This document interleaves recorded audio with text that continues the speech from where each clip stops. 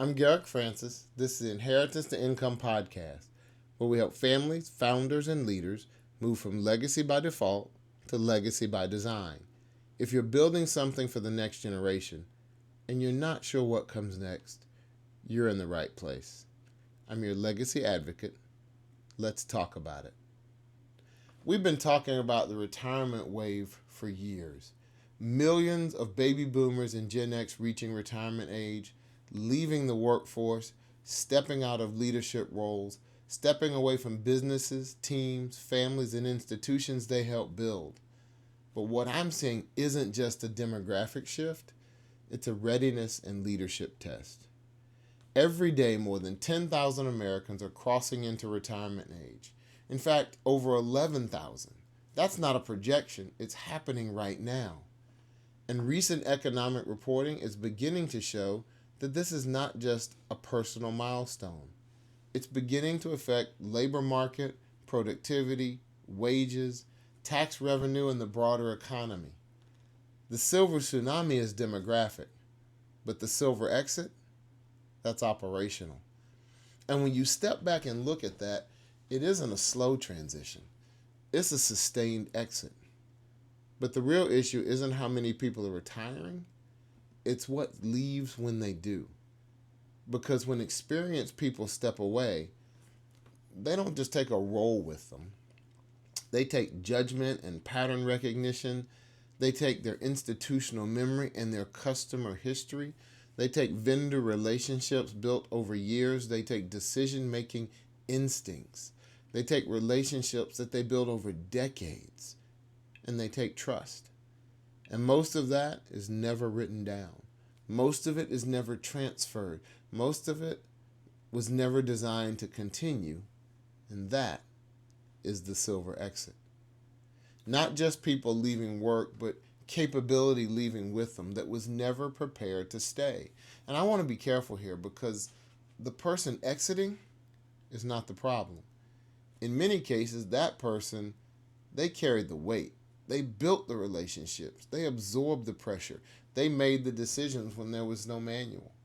They carried risks nobody else could see. They may have held the business together in hard seasons. They may have protected the family. They may have kept the doors open when everything seemed dire. They may have become that one person everyone depended on. So when we talk about transition, we have to talk about it with dignity. Because it's not about pushing people out. Take a moment. If you hear something in this episode that resonates with you, please hit that like and subscribe button and share it with someone in your family or your circle who would benefit from it. And I'd also like to take a moment for a word about our sponsor. I hope you're enjoying this episode of Inheritance to Income. Inheritance to Income is brought to you by Garrick Francis Studios. Whether you're preserving something for the future or creating something for today, photography, videography, and editing. Check out the link in the show notes below or check garrickfrancisstudios.com. This is about preparing what those folks built to continue. The person exiting is not just leaving a role, they may be leaving a life's work, a life structure. Work that gave them rhythm, and it gave them relevance and authority. It gave them identity. It gave them a place where their judgment mattered. So for many people, stepping back, it's not a simple decision. It can feel like loss. And sometimes people hold on too long. Not because they're selfish, but because they don't see anyone prepared enough to hold what they are carrying and to carry it into the future. And that matters because transition without preparation doesn't feel like freedom. It feels like risk. And if you heard the recent episode on the legacy deployment gap, this is where those ideas begin to connect. The legacy deployment gap that I talked about is the gap between what was accumulated and what is meaningfully deployed into life and family and stewardship and future continuity. But this silver exit, this is one of the places where that gap becomes visible. Because now we're not just asking, what did someone build? We're asking, was what they built prepared to continue? Because a person can build a strong business, but never deploy the knowledge into the next layer. A founder can accumulate wealth and never deploy the authority to keep what they've built going. A leader can build trust and never transfer those relationships behind the trust. From the outside, everything looks stable, but underneath, that whole system may depend on one person, and that's the danger. Because what was built is not fully deployed until someone else is prepared to carry it. And if you've been listening to this podcast, you already know where that leads. Legacy by default, not legacy by design. Most organizations and most families, they prepare for replacement, but they don't prepare for succession. And those two things are not the same. Replacement fills a seat, but succession transfers capacity. Let me say that again. Replacement, it can fill a seat, but succession transfers capacity and authority and responsibility, context, relationships, judgment, leadership, and maybe most important of all, trust. But that capacity does not transfer automatically. It has to be developed over time, designed through exposure, shared decisions, real involvement, practiced activities. A company or business may still have your files. It may still have the contracts. It may still have the customer list. And it needs to have the passwords, the systems, the vendors, the procedures. But that does not mean it has the wisdom. Because some of the most important things in a family and in a business don't live in a document. You know, I've seen what they live in judgment. They live in timing. They live in knowing when a customer is upset before they actually say they're upset. It lives in knowing which vendor will come through in a crisis. It lives in remembering why a certain decision was made 5, even 10 years ago. And they live in knowing what happened the last time the company went through something similar, or when the family went through a similar situation. And that's not just information, it's embedded trust. It's institutional memory that is unwritten operating manual. And in many businesses, that operating manual still lives inside of just one person. So that's why this silver exit becomes especially daunting. That's why replacement is not enough. Because you can replace labor faster than you can replace the trust. You can fill a role, faster than you can transfer the judgment, and you can someone can get a title fast, but the authority doesn't go with it. And when that doesn't happen, you don't just get a gap. You get fragility and hesitation. You get bottlenecks where decisions could be made. Those decisions stall. You get people waiting for the person who used to know what to do. And eventually, you drift. You get breakdown. Now, in founder-led family-owned business, this can get even more concentrated, where the silver tsunami and the silver exit become troubling. Because the founder is often not just an employee, an owner, or the CEO. The founder is the brand. The founder is the relationship manager. The founder is quality control. The founder is the main investor. The founder is the conflict resolver. The founder is the pricing authority. The founder is the historian. The founder is the emotional center of the company. And that's where founder gravity takes hold. Founder gravity is that pull to remain central to what you built, or that pull people feel when they try and break out, even when transition is necessary. Everything important still orbits around that one person, And again, this doesn't all come from ego. It comes from responsibility and from identity. It comes from memory. It comes from knowing where the weak spots are. It comes from knowing that if you step back too soon without systems in place, things might not hold. Founder gravity has several pulls. And in the silver exit, it becomes more problematic. The first is identity. When you've spent years building something, it doesn't feel like a job. It just feels like part of who you are. The second is responsibility. You know what could go wrong, and you know the pressure points. You know where people are not quite ready. I mean, you know that. So stepping back doesn't really feel like rest. It can feel like exposure. The third area is competence. You still may be the best person in the room at certain decisions because you haven't designed the transition. And it makes it hard to let someone else struggle through the learning process. And the fourth is fear. Fear that what you built will decline. Fear that the next generation won't value it. Fear that your name, your reputation, your sacrifice, your work will be mishandled and forgotten. And that is real. That's real. But if founder gravity is not managed, it delays the successful transition. And when transition is delayed, it really gets compressed. And when it gets compressed, it gets forced. And forced transitions rarely go well. That's why escaping this founder gravity is not about disappearing. It's about redesigning your role. So if you're looking at the silver exit, timing redesigns it for you. The founder has to move from being the person who makes every decision to the person who develops decision makers. It's a different role, but it's a meaningful role.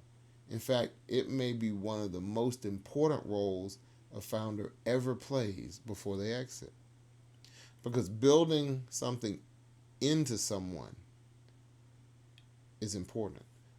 Building something is one thing, but preparing it to be continued beyond you is a whole nother. And this is why I think some of the best business exit advice overlaps with legacy design. You hear people talk about building systems, documenting processes, developing teams, creating recurring revenue, making the founder optional. And this is really good business advice, though some founders don't see it that way. But it's also succession readiness advice. Because if the business can't operate without the founder hasn't built a transferable business. They built a business with a center of gravity, and that center is still them. Now layer something else on top of this. A lot of people respond to all of this with something that sounds reasonable. They say, I'll just keep working. And on the surface, that sounds really responsible. It sounds disciplined. It sounds like a plan. It sounds like what we have to do in these trying times. But when you look closer, it's not a plan. It's a hope. Because working longer only works if things cooperate. Your health, your energy, your well-being, all these things have to work together. The marketplace, the relevance of your skills in the time you're working in, the opportunities available to you, the needs of your family, the condition of the business, the willingness of the next generation to stay around. The body's ability to keep doing what the mind still wants to do. And what research keeps showing is that many people expect to work in retirement, but far fewer actually do so. This silver exit is a real thing. So we have to be careful about building a plan around a version of the future that may not cooperate. Working longer can be part of a plan, being an advisor, but it can't be the whole plan. There are other mountains to climb. Because work depends on more than willingness. It depends on whether the market still has a place for you and whether you want to be there. It depends on whether your body still cooperates. It depends on whether caregiving responsibilities pull you in other directions. Life changes. It depends on whether the company in its new form still needs you. It depends on whether your energy and relevance match the demands of the moment. And for some people, this transition comes before they expected it. It comes in the form of a health event or a job loss, a role ending, a shift in relevance because of technology or changes in the company, a company restructuring, a door closing later in life when you thought you had more time. And suddenly you're not transitioning, you're reacting. And we've been there. A lot of us have. And when that happens, whatever hasn't been transferred stays untransferred. Whatever conversations haven't happened, they remain unresolved. Whatever authority has not been clarified, that becomes a source of tension. And that's why working longer is not a succession plan. It only works if everything works together and cooperates. The family system, the body, the market.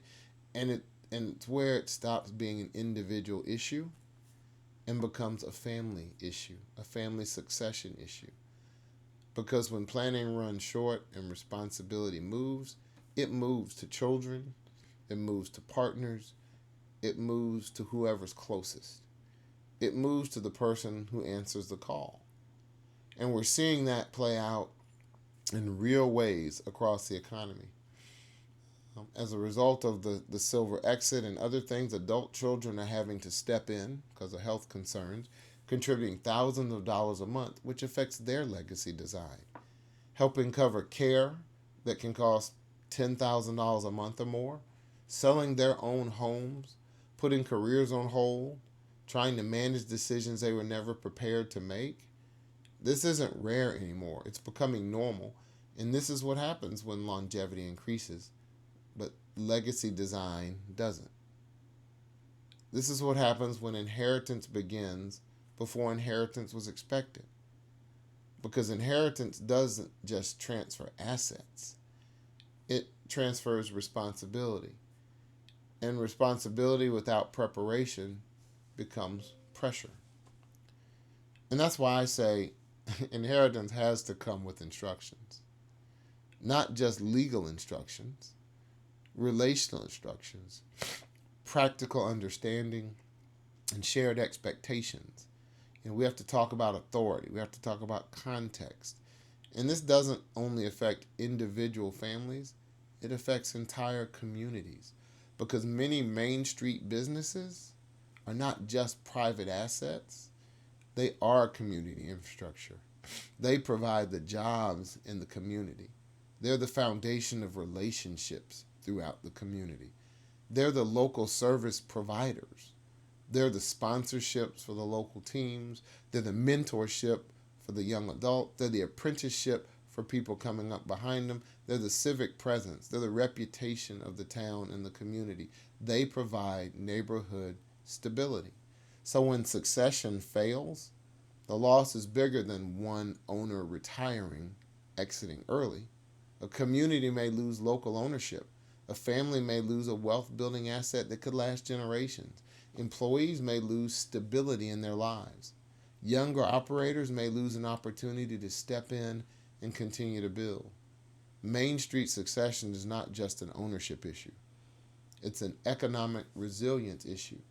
And if we care about wealth transfer, business continuity, and generational opportunity, we have to care about what happens when experienced owners leave without a readiness plan behind them. So what do you do with all of this? Because awareness without action doesn't change the outcome. You don't need to solve everything at once, but you do need to start designing legacy intentionally. The response isn't panic, the response is readiness. And readiness starts with 4 practical moves. 1, map what one person carries. Before you can transfer that responsibility, you have to know what is actually being carried, not just the job description, but the real responsibility. Ask these questions. What decisions still depend on one person? What relationships still depend on that one person? And what history only does this person know? What conflicts only is this person able to manage? And what would become confused, delayed, or exposed if this person stepped away for 90 days? Just 3 months. Because you cannot transfer what you've not named, what you've not written down. That's the first move. Name what's being carried. Second, design authority, don't delay it. Most people think authority transfers later, but by the time it needs to transfer, it's already late. So instead, start here. Where does authority actually live today? In our leadership structure, in our family, in our company. Where should it begin to shift? Who has the right to decide? Who is only advising? Who owns? Who operates? Who is being prepared? Not all at once, but over time and intentionally. Because authority is not a switch. You don't flip it off and on. It's a progression. If you grew up in a small business, you know you move from watching to participating to recommending to deciding to owning. And if that progression doesn't happen, transition becomes disruption. And a quick silver exit can accelerate that disruption. Third, develop stewardship, not just awareness. Information is vital, but information is not preparation. Just because someone knows what you have doesn't mean they're ready to manage it. So stewardship is developed through exposure to real decisions, through understanding the trade-offs, through carrying the responsibility in small ways first. This is where a lot of families and businesses stop short. They inform, but they don't involve. They tell people what exists, but they don't let them practice decision making. They invite the next generation into the room, but only in the seats around the outside, not the responsibility, not to the big table, the family boardroom, and not into involvement in what creates readiness. Because legacy is not just what's transferred to future generations, it's what's practiced. You see, readiness is built through participation, not just through proximity. And fourth, transfer relationships before the silver exit. This is one of the most overlooked pieces. You cannot hand someone a customer list and call that succession. You have to transfer the trust between the customer and the new owner. That means introductions, shared meetings, joint decisions, clear endorsement, talks about thought processes, times for the relationship to adjust. The same is true whether it's with bankers or vendors or employees, partners, advisors, family members. Relationships need to be transferred while the trusted person is still present. Because when the trusted person is gone, the next person is not just inheriting a role. They're all of a sudden left trying to build credibility under pressure. And that's much harder. It's like starting over. So, transfer the relationship before the exit, not after. And 5, initiate unaccustomed conversations. This is the one most people avoid. Not because they don't care, but because often they don't know how to start. Having conversations about roles, about expectations, about authority, about timing, about fear, about what happens, not if something changes, but when something changes. What matters most moving forward? These aren't legal or accounting or financial questions. These are development questions. These are relational questions. These are leadership type questions. And they're certainly family system questions and conversations. And they don't need to be perfect, but we have to start. We just have to begin having these unaccustomed conversations. Because when conversations don't happen early, decisions get made under pressure later. And contrary to what we like to believe, those aren't always good decisions. The conversation you avoid in peace is often the difficult one that you inherit in crisis. And let me pause here for a moment, because this is exactly the kind of gap we're working to help families, founders, and leaders identify through the Francis Legacy Bridge Partners. And if this episode is making you think, oh, our business still depends too much on one person, or our family has assets but not enough clarity, or we have people named on paper, but I'm not sure if they're truly prepared, that's a signal. That's where a succession readiness conversation matters. Not because everything is falling apart, but because something important needs to be clarified before timing forces the issue. Through Francis Legacy Bridge Partners, we're developing tools like Succession Readiness Check, a legacy deployment reflection, and focused clarity conversations to help families and founders identify what needs to be named, transferred, documented, and discussed. So if this is stirring something in you, the next step is not panic. The next step is clarity. You can reach out through the information in the show notes, and we can begin with a conversation. Now back to the larger point. If you step back, what you're really doing is closing the gap. The gap between what has been built and what is ready to continue. The gap between ownership and stewardship. The gap between inheritance and preparation. The gap between the person who carried it and the people who must learn to carry it forward. That is how you move from legacy by default to legacy by design. And when this is done well, transition doesn't feel like abandonment. It feels like continuity. The exiting person doesn't feel erased. They feel honored. The next generation doesn't feel thrown into the deep end or rushed. They feel prepared. The business does not feel abandoned. It's strengthened. The family doesn't have to guess. They now have the language and the structure and the trust. In decisions, they don't stall. They move. Families don't scramble, they align. Opportunities grow, and what you built does not just survive you, it continues because of you, and it can thrive. That is what legacy design is trying to create. Not perfection, no guarantees, but continuity. Not control forever, but prepared stewardship, and certainly not inheritance by surprise, but responsibility with instructions. The goal here is not just succession, it's continuity with dignity. The retirement wave is inevitable. The silver exit is happening. The question is not whether people will leave. The question is whether what they built is ready to continue without them. Because legacy is not just what you leave behind. It's what you prepare others to carry. So I want to thank you for the time you've granted me. I never take that lightly. Again, if this conversation stirred something in you, share it with someone who may need it. Take a step toward the clarity your family, your future, and your legacy deserve. Because inheritance may begin by default, but legacy requires design. I'm Garrick Francis. God bless.